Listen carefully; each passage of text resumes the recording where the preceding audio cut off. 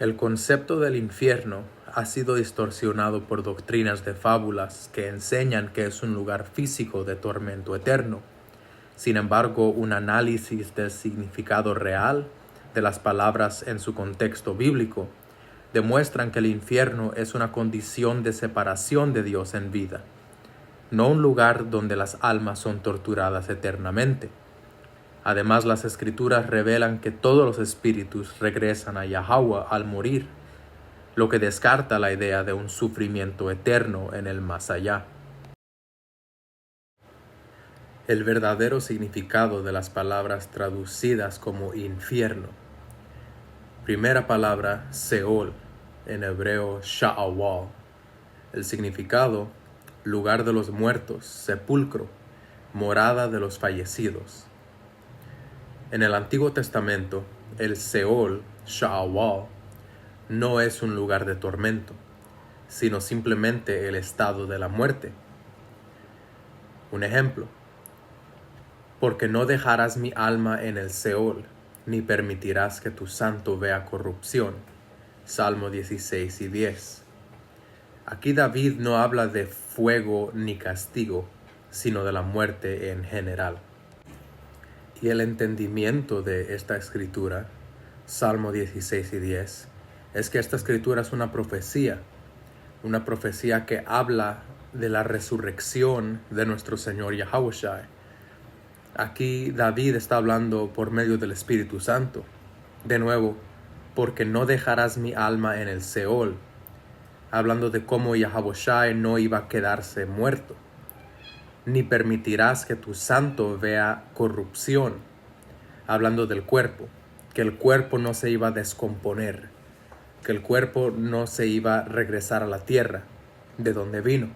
De nuevo, esta profecía nos apunta a la resurrección del ungido. La segunda palabra, traducida como infierno, es Hades. Hades es una palabra griega equivalente al Seol en hebreo, que para los griegos el Hades era el mundo de los muertos, el estado de la muerte. Sabemos que los griegos tenían su propia mitología. Ellos creían en un inframundo, donde almas nadaban en el río Styx. Pero nosotros sabemos que no debemos basarnos en fábulas de otras naciones. Debemos aferrarnos a lo que dice la palabra. Y en el Nuevo Testamento, cuando leemos de Hades, está hablando de nuevo el estado de los muertos, no un infierno de sufrimiento. Un ejemplo: y la muerte y el Hades fueron lanzados en el lago de fuego. Apocalipsis 20 y 14. Si Hades fuera un infierno eterno, ¿cómo podría ser destruido? Esto nos enseña que Hades es temporal y será eliminado. Entremos en lo que significa Apocalipsis 20 y 14. Y la muerte y el Hades fueron lanzados en el lago de fuego. Esta profecía está hablando de cómo el Señor, cuando cumpla su juicio final y convierta a los Estados Unidos en un lago de fuego, que ese será el fin de nuestra muerte, el fin de nuestro Hades, el fin de nosotros repitiendo el ciclo de muerte, generación tras generación. Pues sabemos que en el reino eterno de Yahushua ya no habrá muerte, porque ya no habrá pecado. Entonces, cuando Apocalipsis 20:14 dice que la muerte y el Hades fueron lanzados en el lago de fuego, esta profecía habla del fin de la muerte para los santos del Señor. La tercera palabra, traducida como infierno, es Gehenna. Gehenna, otra palabra griega, hace referencia al valle de Hinnom, un basurero fuera de Jerusalén, donde se quemaban cadáveres y desechos. Yahushua usó Gehenna como símbolo de destrucción, no de tormento eterno. temed más bien a aquel que puede destruir el alma y el cuerpo en la Gehenna. Mateo 10 y 28. Cuando leemos Mateo 10 y 28, en unas traducciones va a decir el que puede destruir el alma y el cuerpo en el infierno. Y cuando entramos a esa palabra infierno, a sus raíces, miramos que la traducción griega es Gehenna. Y de nuevo, Gehenna hace referencia a un verdadero valle de Hinnom que existía fuera de Jerusalén, donde se quemaban cadáveres y desechos. Y cuando hacemos nuestro estudio de ese valle de Hinnom, de Gehenna, aprendemos también que ahí los impíos de nuestro pueblo sacrificaban a sus hijos a Molec, porque una práctica del sacrificio a Molec era quemar a los niños. Entonces los quemaban en ese valle de Hinnom, en ese valle de Gehenna.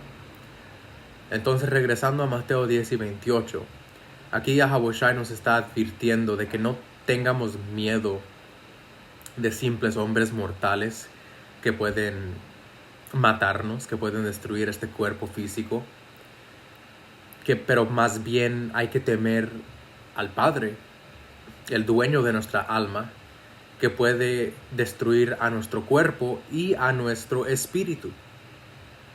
¿Y en qué manera el Señor puede destruir nuestros espíritus o nuestra alma?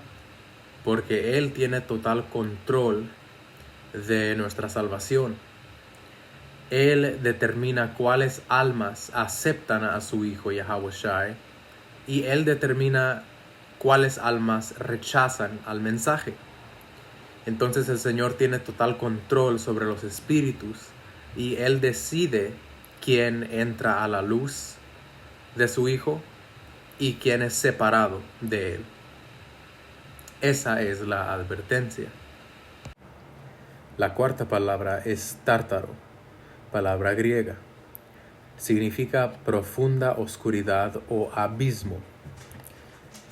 Y se usa solo en 2 de Pedro 2 y 4. Y se refiere a un estado de oscuridad y juicio, no un infierno literal. Dios no perdonó a los ángeles que pecaron, sino que los arrojó al tártaro. Y de nuevo, esa palabra tártaro en griego significa oscuridad.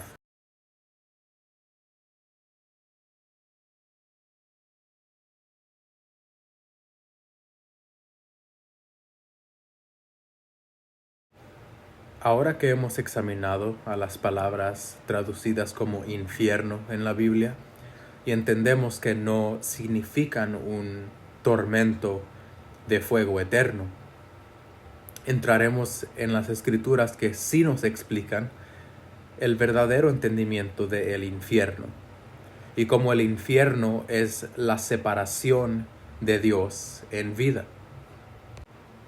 Las escrituras enseñan que el peor castigo no es un fuego literal, sino estar alejado de Yahweh, Bahashem Yahawashi. Punto número 1. El pecado nos separa de Dios. Isaías 59 y 2. Pero vuestras iniquidades han hecho separación entre vosotros y vuestro Dios, y vuestros pecados han hecho ocultar de vosotros su rostro. Vemos que el infierno real es el alejamiento de Yahweh debido al pecado. Efesios 4 y 18. Teniendo el entendimiento entenebrecido, ajenos a la vida de Dios, por la ignorancia que en ellos hay. Estar ciegos espiritualmente es vivir en una condición de infierno. Y en esta escritura de Efesios 4:18 menciona entendimiento entenebrecido. Menciona una oscuridad. Entonces vamos aprendiendo que el infierno es una oscuridad, es una separación de Dios, apoyando el punto de que el infierno es una separación de Dios. Leamos Oseas 4 y 6. Mi pueblo está siendo destruido porque no me conoce. Y aquí vemos esa separación, no conocer a su Dios. Eso nos trae oscuridad espiritual. Dice, así como ustedes, sacerdotes, se niegan a conocerme, yo me niego a reconocerlos como mis sacerdotes. Y ya que olvidaron las leyes de su Dios, me olvidaré de bendecir a sus hijos.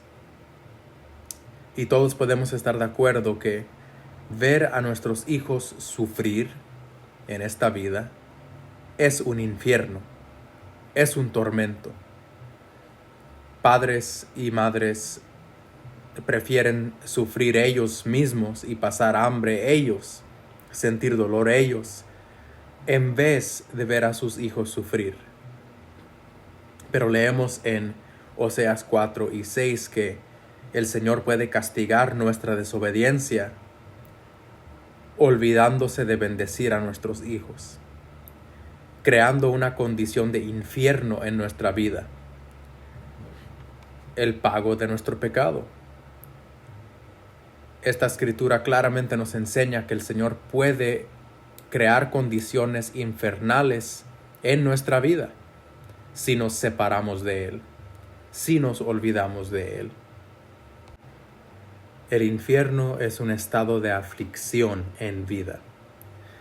Lucas 15:24. Porque mi hijo muerto era, y ha revivido, se había perdido, y es hallado. En esta parábola del hijo pródigo, vemos que la verdadera muerte es estar alejado del Padre. Aquí este padre que recibió a su hijo de nuevo, lo recibió con alegría. Y de nuevo leemos, porque mi hijo muerto era, y ha revivido. El hijo de este hombre no murió físicamente, pero espiritualmente murió, porque desperdició y gastó todo su dinero, toda su herencia. Hizo mal uso de la bendición de su padre y regresó pobre, derrotado, afligido y humillado. Y podemos ver aquí que de nuevo la verdadera muerte es estar alejado del Padre, estar desconectado del Padre. Y esta parábola nos ayuda a entender esa condición. Leamos Eclesiastés 3 y 1.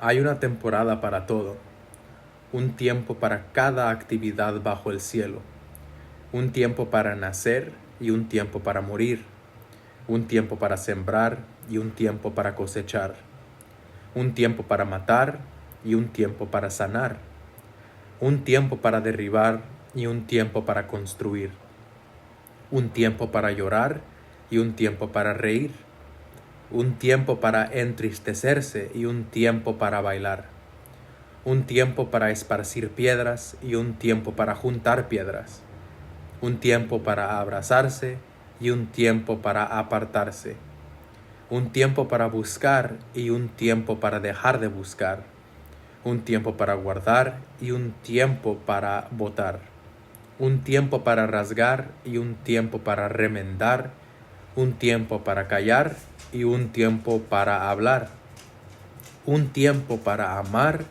y un tiempo para odiar, un tiempo para la guerra y un tiempo para la paz. Vemos claramente que el Señor tiene preparadas situaciones y diversos juicios y diversas condiciones en esta vida, en esta tierra bajo el sol. Vemos alegría, vemos tristeza, vemos bendición, vemos maldición. Aquí en la vida sufrimos y sonreímos. Claramente el Señor pone condiciones infernales en nuestras vidas y también nos trae alegría y bendición.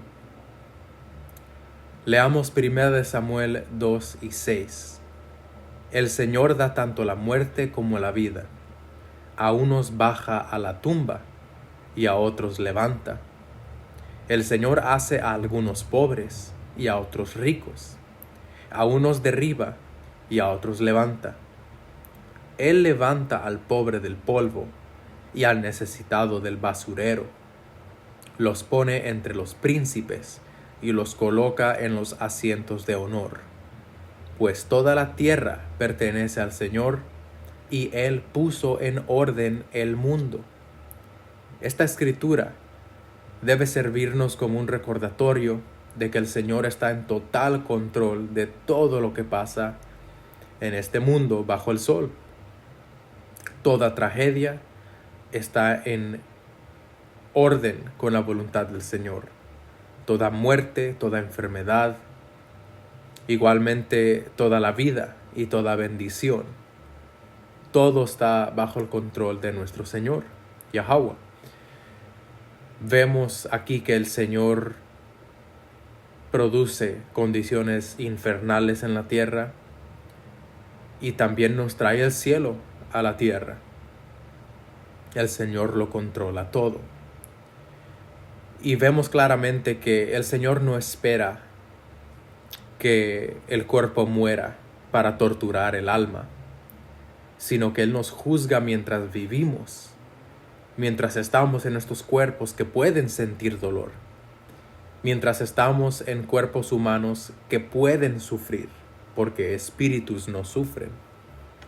Y en esta tierra, mientras vivimos, el Señor nos juzga.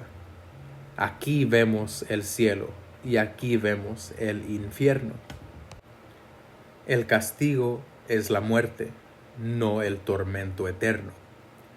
Romanos 6 y 23.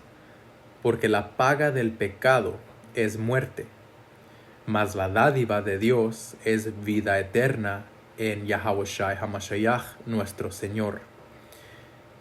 Aquí no dice sufrimiento eterno, sino muerte. Muerte es la paga del pecado. Malaquías 4 y 1. Porque he aquí viene el día ardiente como un horno, y todos los soberbios y todos los que hacen maldad serán estopa. Aquel día que vendrá los abrazará, ha dicho Yahweh de los ejércitos, y no les dejará ni raíz ni rama.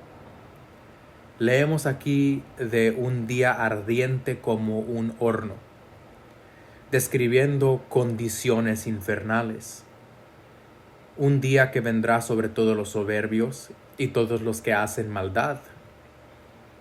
Y aquí dice la escritura que ellos serán la estopa para ese día ardiente, diciendo que el Señor va a juzgarlos, va a hacerlos sufrir mientras viven. Y dice que no les dejará ni raíz ni rama.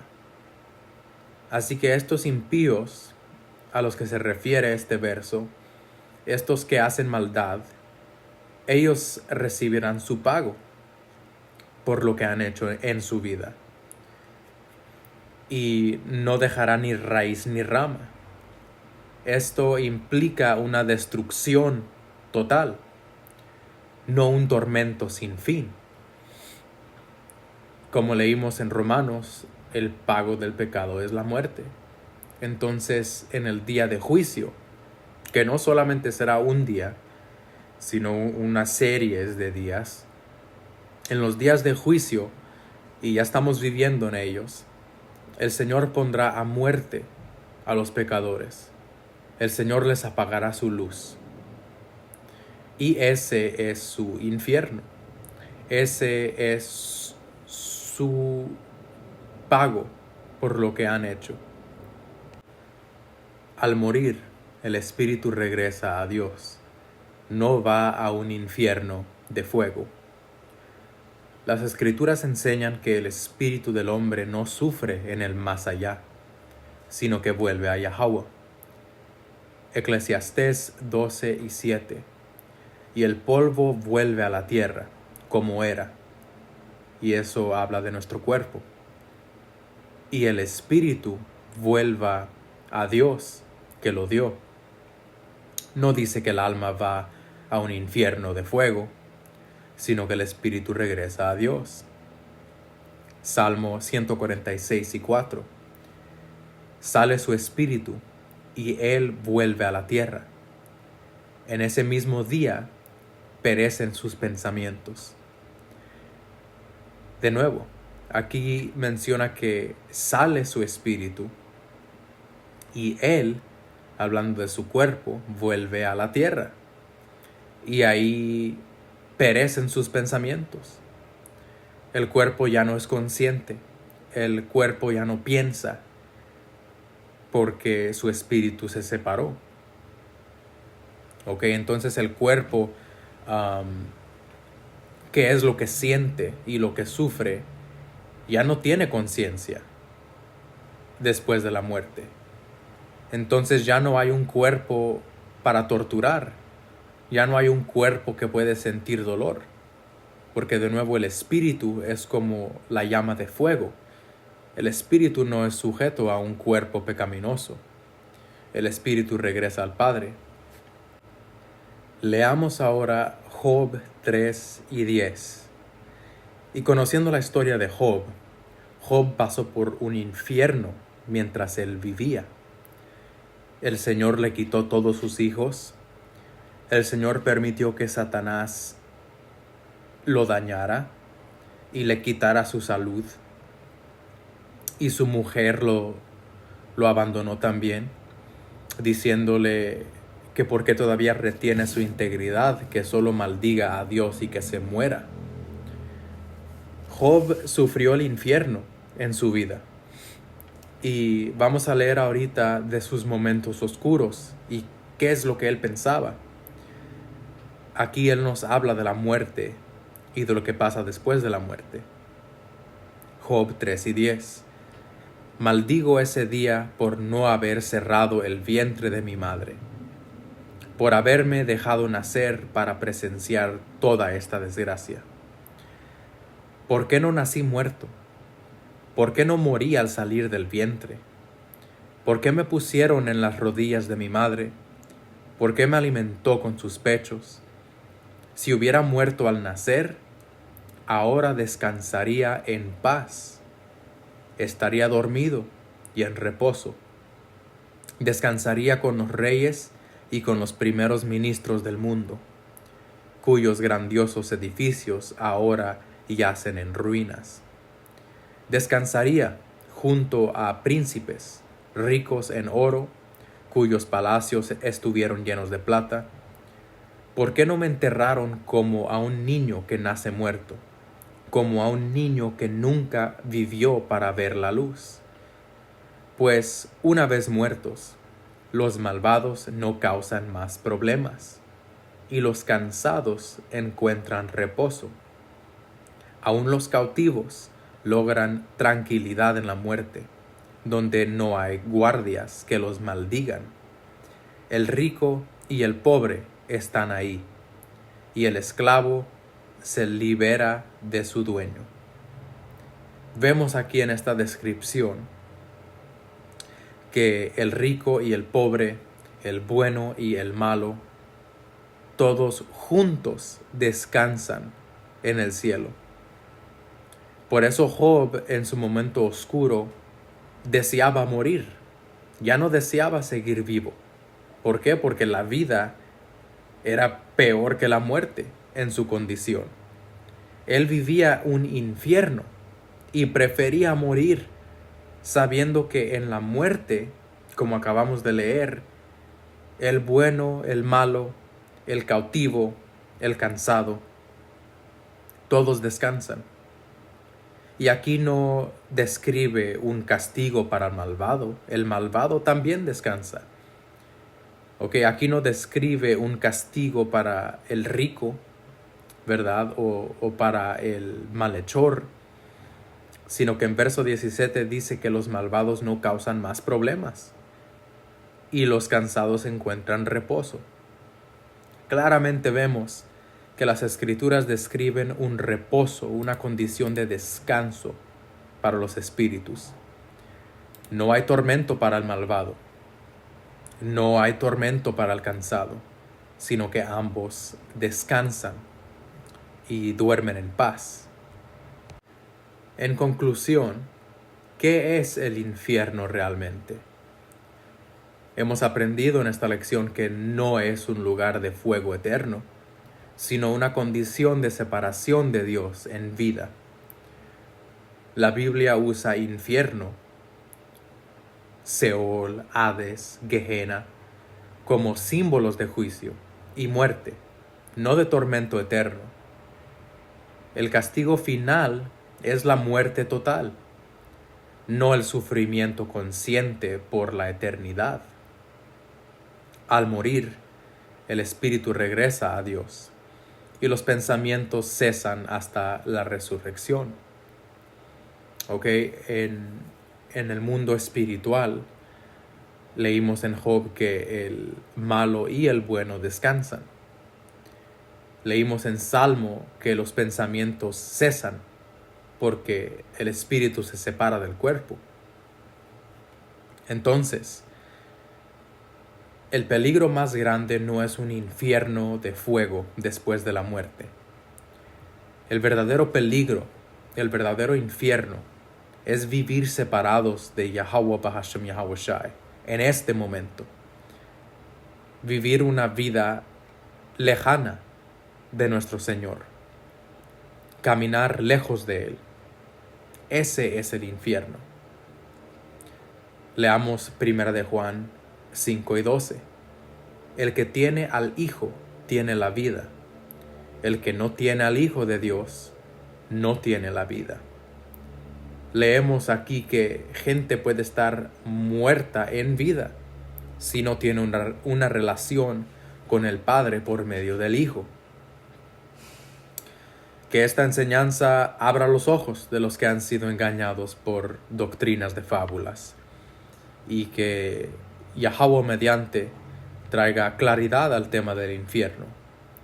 Sabemos, hermanos, que el infierno ha sido una fábula usada por la Iglesia Católica, por las iglesias cristianas, por generaciones, para sacarle dinero a la gente. Si hacen un estudio de la historia de los católicos y su diezmo y el infierno, amenazaban al pueblo con ir al infierno si no daban su diezmo, si no traían su oro y su plata a la iglesia. Estaban en peligro del infierno, de un tormento de fuego eterno. Entonces, con eso, hermanos, toda gloria y alabanza a Yahweh Bahashem Yahweh Shai, Bahashem HaKodash. Yahweh es el nombre del Padre en hebreo, Yahweh Shai es el nombre de su Hijo. Hasta la próxima. Shalom.